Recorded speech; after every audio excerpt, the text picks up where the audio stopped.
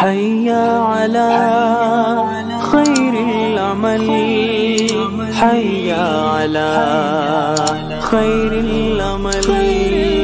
अस्सलामु अलैकुम वरहमतुल्लाहि वबरकातुहू। एक अंग्रेज़ जो नया नया मुसलमान होता है, कलमा पढ़ के अभी अभी वो नया नया मुसलमान हुआ होता है, वो और एक मुसलमान जो पुराना मुसलमान है वो नमाज़ पढ़ रहे होते हैं। वो अंग्रेज़ जो नमाज़ पढ़ रहा होता है उसी के बाजू खड़े के ये भी नमाज़ पढ़ रहा होता है मुसलमान। अब अंग्रेज़ जो नमाज़ पढ़ता है, जो नया नया मुसलमान हुआ है, वो बहुत इत्मीनान से आराम से नमाज़ पढ़ रहा होता है।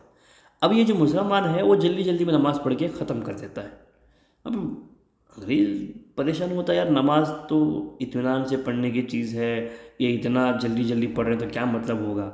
तो वो पूछता है कि भाई आप नमाज जो पढ़ रहे हैं, आप इतनी जल्दी जल्दी क्यों पढ़ रहे थे, नमाज तो इत्मीनान से पढ़नी चाहिए। वो मुसलमान कहते हैं कि भाई जो है ना, वो हमारा अल्लाह से ताल्लुक़ बड़ा पुराना है, तुम अभी भी नए नए दाखिल हुए हो तो तुम्हें ऐसा लग रहा है, और हमारा अभी तुम्हारा नेटवर्क मजबूत होना चाहिए ना, हमारा काफ़ी मजबूत है, इसलिए हम जल्दी जल्दी पढ़ लेते।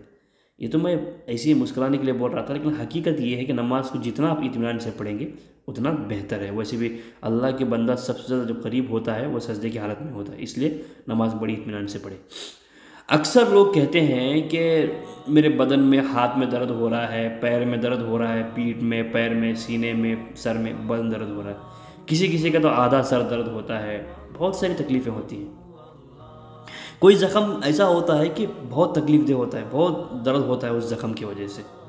आज इंशाअल्लाह मैं आपको 2 अमल बताऊंगा, जो भी बंदा ये 2 अमल करेगा इंशाअल्लाह, अल्लाह पर भरोसा रखकर, अल्लाह पर पूरा यकीन रखकर इंशाअल्लाह। अब एक बात मैं पहले बता दूं, अगर ये अमल वही बंदा करे जिसको अल्लाह पर पूरा यकीन हो, वो बंदा ना करे अरे ये पढ़ूंगा तो होगा या नहीं, ये वजीफ़ा करूँगी तो मैं कोई फ़ायदा होगा या नहीं, दर्द ख़त्म होगा नहीं, ऐसा करेंगे तो आपका दर्द कभी ख़त्म नहीं होगा। आपको अल्लाह पर उतना यकीन होना चाहिए। देखो, दवाई करना है, ज़रूर करना है, अगर आप कोई दर्द की टैबलेट लेना चाहते हो ले लो, कोई बुरी बात नहीं है, लेकिन दुआ भी ज़रूरी है। दवा और दुआ बहुत ज़रूरी है, ठीक है। दवा के बिना दुआ कोई काम की नहीं, दुआ के बिना दवा कोई काम की नहीं। इसलिए देखो, दुआ तो हर वक्त काम की चीज़ है, मैं बस समझाने के लिए ऐसा बोला आपको, लेकिन दुआ तो हर वक्त काम की चीज़ है। लेकिन आप सिर्फ दुआ ही करते रहोगे, अल्लाह ने जो ज़रिया पैदा किया ना दवा के, वो नहीं करेगा तो कोई फ़ायदा नहीं, क्योंकि ज़रिए भी अल्लाह ने ही बनाए हैं। आप दुआ करते रहोगे, सिर्फ अल्लाह के पास मांगोगे ही नहीं शिफा, तो आपको शिफा मिलने वाली नहीं है। इसलिए दोनों ज़रूरी है। तो ठीक है, आज पहले मैं बताता हूँ आपको, जब ओहद की जो जंग हो रही थी उसमें एक सहाबी को ज़ख़म आ गया। आपको तो पता है कि ज़ख़म जंग के कैसे होते हैं, तलवार के, तीर के, बड़े गहरे और सख्त ज़ख़म होते हैं, बड़े ख़तरनाक ज़ख़म होते हैं, दर्दनाक होते हैं वो। तो जैसे ही उनको ज़ख़म लगा, ज़ख़म लगते ही आदमी चीखता है ना आह बोल के, तो वैसे वो एकदम चीखे आह बोल के। तो नबी करीम सल्लल्लाहु अलैहि वसल्लम ने कहा, अगर तुम आह बोल के चीखने के बजाय ज़ख़म लगते ही बिस्मिल्लाह पढ़ लेते तो तुम जन्नत में जो तुम्हारा मकाम है ना, अल्लाह ने जो बना के रखा है तुम्हारे लिए मकान, सहाबा का तो जो सहाबा थे उनको तो दुनिया में ही बशारत मिल गई थी जन्नत की, जन्नती बन गए थे वो दुनिया में, अल्लाह ने, नबी ने बशारत दे दी थी उनको। तो अल्लाह के नबी ने बताया कि जन्नत में जो मकाम था तुम उसे दुनिया में ही देख लेते। इतनी फजीलत, इतनी बेहतरीन चीज़ है बिस्मिल्लाह। और एक सहाबी जो है प्यारे नबी सल्लल्लाहु अलैहि वसल्लम की सवारी में सवार थे, कहीं जा रहे थे, सफ़र कर रहे थे, तो सवारी को ठोकर लग जाती, तो वो कहते हैं कि शैतान बर्बाद हो जाए। अरबी है, मैं आपको उर्दू बता रहा हूँ, इसका मतलब तर्जुमा।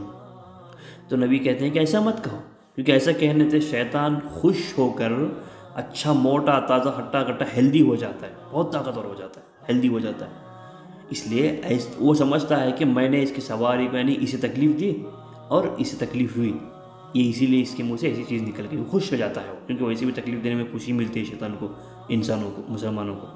तो इसलिए आप इसके बजाय बिस्मिल्लाह पढ़ लिया करो। कहीं भी अगर ठोकर लगती है सवारी को या आपको, बिस्मिल्लाह पढ़ लिया करो। इससे ये होगा कि शैतान इतना अल्लाह ताला शैतान को इतना कमज़ोर कर देंगे, चींटी जो कमज़ोर होती है ना, उसके बराबर वो कमज़ोर हो जाता है, उतना कमज़ोर हो जाता है। तो इसलिए इतनी फजीलत है बिस्मिल्लाह की। अब एक सहाबी थे जिनका नाम याद नहीं आ रहा मुझे, वो नबी सल्लल्लाहु अलैहि वसल्लम के पास आकर कहते हैं कि या नबी, मैं जब से मुसलमान हुआ हूँ मेरे बदन में कभी यहाँ कभी वहाँ बहुत दर्द रहता है। तो नबी कहते हैं कि जहाँ भी आपको दर्द हो वहाँ पे हाथ रख के बिस्मिल्लाहिर्रहमानिर्रहीम पढ़ लिया करो, इंशाल्लाह आपका दर्द ख़त्म हो जाता है। जब भी वो सहाबी को दर्द होता वो वहाँ पे हाथ रख के बिस्मिल्लाहिर्रहमानिर्रहीम पढ़ लेते, उनका दर्द ख़त्म हो जाता। तो समझ में आया आपको। आज मैं आपको पहला वजीफा बताता हूँ। अगर आपके बदन में कहीं भी दर्द हो रहा हो, कहीं भी, किसी का आधा सर दुखता है, किसी का पूरा सर दुखता है, कहीं भी दर्द हो रहा हो, वहाँ पे हाथ रखें। एग्जाम्पल के लिए आपके सर में दर्द हो रहा हो तो सर पे हाथ रखें।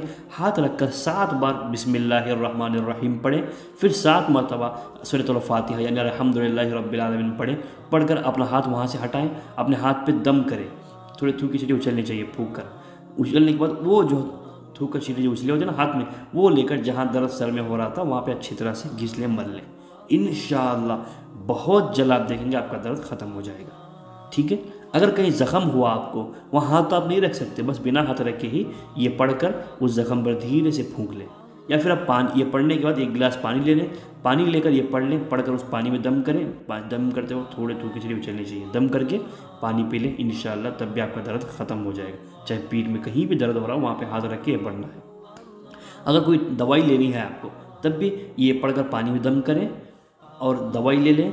इंशाअल्लाह उसी पानी से दवाई ले लें जिसमें पढ़ के दम किया हो, तो इंशाअल्लाह आपको बहुत जल्द शिफा मिल जाएगी। ठीक। एक और वजीफ़ा है, ये है 7 मरतबा बिस्मिल्लाहिर्रहमानिर्रहीम, 7 मरतबा सूरतुल फातिहा, 7 मरतबा या रहमान, 7 मरतबा या रहीम, 7 मरतबा या अल्लाह, 7 मरतबा या सलाम।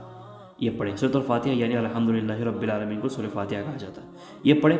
पढ़कर जहाँ पे दर्द हो रहा हो वहाँ पे हाथ रखें, हाथ रखकर इस तरह पढ़कर दम करके अपने हाथ में वहाँ पे लगा लें। हाथ फेर लें अच्छी तरह से, थोड़ी थोड़ी खिचड़ी उछलनी चाहिए।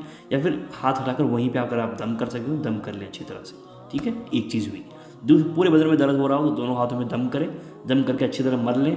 थोड़ी थोड़ी खिचड़ी उछलनी चाहिए। मलने के बाद पूरे बदन पे अच्छी तरह फेर लें। इंशाअल्लाह दर्द ज़रूर कम हो जाएगा। या फिर सर में दर्द हो रहा है तो खोपरे के तल में दम करें, दम करके वो खोपरे का तेल अच्छी तरह से लगा लें।